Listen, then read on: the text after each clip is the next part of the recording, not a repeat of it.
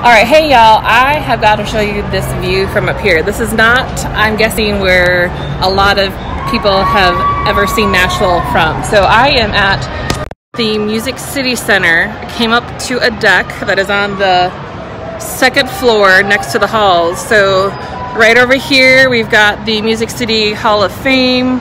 I can look over the balcony here and look at some of the buses and pedal pubs going on the Walk of Fame, which if you've never been to the park there, and I believe just this past week, I think Lady Antebellum added a star onto the Walk of Fame. And I know there's a couple other people, but I apologize, I'm forgetting those details. But we've got a view of Nissan Stadium from here. We've got the Batman building. Got the Bridgestone Arena, which they're playing the Minnesota Wild tonight. Woo woo, hometown shout out. We've got a little further in, you can see the Ryman, but we've got the Crane Watch. So all kinds of great views here at from the Music City Center deck. And the reason why I'm coming to you from this deck or this location is because even if you are a native Nashvilleian, or if you've moved into the city and adopted it as your hometown like I have, I think that there's so much in the city to do, but sometimes if you're local, we tend to shy away from going downtown because it's traffic and all that kind of stuff. And I want to change your mind. And if you're visiting into Nashville, I want you to think of and see some other ways to see the town that you might not be aware of. So I have asked a special guest to join me here today, who is really an expert in the tourism business here in Nashville. His job is to help people have a good time here in the city of Nashville. So his name is Jerome, and I'm going to switch the camera on here and ask him a few questions about getting to know amazing city of Nashville. All right. Hey Jerome. Hello. Thanks for joining me here today. There you had the woo girl. I know. A bachelorette weekend started yesterday. Weekends in Nashville start on Wednesdays. Oh, and I forgot, hold on, I forgot you could see Tootsie's. I can't zoom in there, but Tootsie's is that purple there, and the Ryman there is right behind that. I found it. All right. So how long have you been in kind of the tourism business? Well, officially I've been doing tours for a year and a half, but I've sort of traveled the world as much as I can, and I learned the hard way that the best way to experience a city is by doing the hop on and off. Really? So, okay. Yes. So what? Explain for people what that is exactly. So there's tours. You can do a walking tour. You can do a guided tour, which is like a 1-hour loop around the city, or you can do a hop on and off. In my opinion, the hop on and off is the best way to go. And there are often hop on and offs that will allow you to bundle other museums and attractions at a great deal, and that's really good to look up. Now, I'm not supposed to mention my company, but I'm wearing gray. Looks like you have some gray lines going across your shirt, and some blue along some blue stripes. Yeah, sure. However, I do want you to know that the company that I work for has the best tour of Nashville multiple years in a row, and it's a 1-hour tour. Okay. Our particular company's tour is going to be $24.95 for a 1-hour loop around Nashville, a guided tour that's going to show you all the major hot spots in Nashville. Okay, so if you are from here, if you've been here for even, let's say, you moved here last week, or you've been in Nashville for, your whole life. If you've been here very long, you could probably think, well, why would I benefit from doing a hop-on-off tour, that kind of thing? Like, what's somebody who lives here and thinks they've seen everything there is to see learn from a hop-on, hop-off tour? Personal experience. I've lived here in Tennessee for about 25 years now. Perfect. The majority of my life. Okay. And so I'm a true Tennessean, I would say.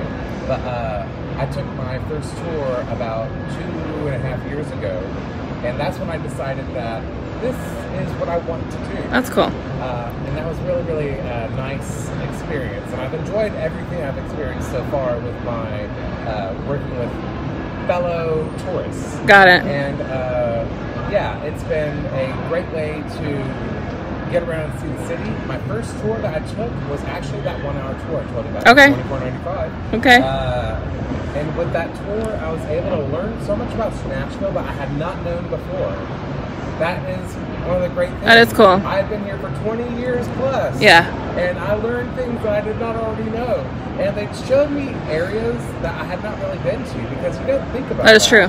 You kind of, we all kind of get in ruts a little bit. You know, we kind of go to the same places, that kind of thing. I had a friend who lived in New York City for 5 years and they never went out to the Empire State Building. Okay. Yeah. That's the old adage. You like, you know, people don't, visitors know sometimes your city better than we do. All right, so give me 2 or 3 resources if people are looking to maybe get out of their rut, or they're coming here and they've maybe been here a few times, but they're looking for something, a little more variety. What are some good resources that you would direct people or encourage people to check out? Well, the first thing I would say, if you go online, often you have to pay, it's $5 or less processing fee. Keep that in mind. So it's more often better to go in person to arrange the tours. What do you mean by that? So if you book online, there's a $5 processing fee from many companies. Okay. And that's just an extra expense per ticket. Yeah. Right? Per person. If you were to go in person instead of doing it online or over the phone, you can actually waive that fee. To save the $5, got it. It might actually be able to give you like a AAA discount or a veterans discount if you have a military ID. Always carry that with you. Military ID will give you most often a discount anywhere you go. Yeah. And you earned it. Please, by all means. Yes, very true. Thank you for your service. Absolutely, absolutely. Now, when it comes to doing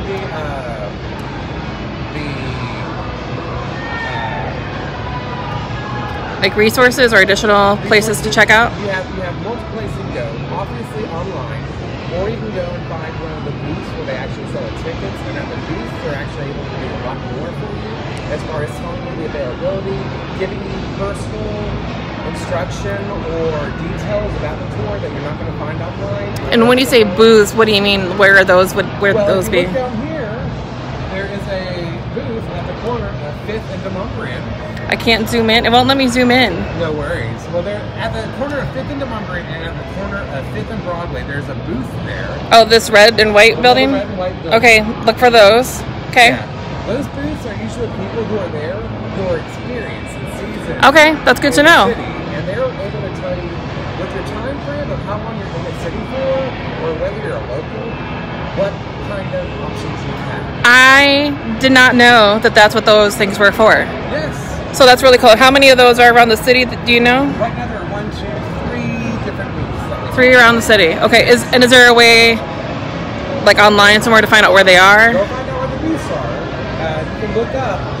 I know that there is going to be Old Town Trolley, Gray Line, the National Visiting Center.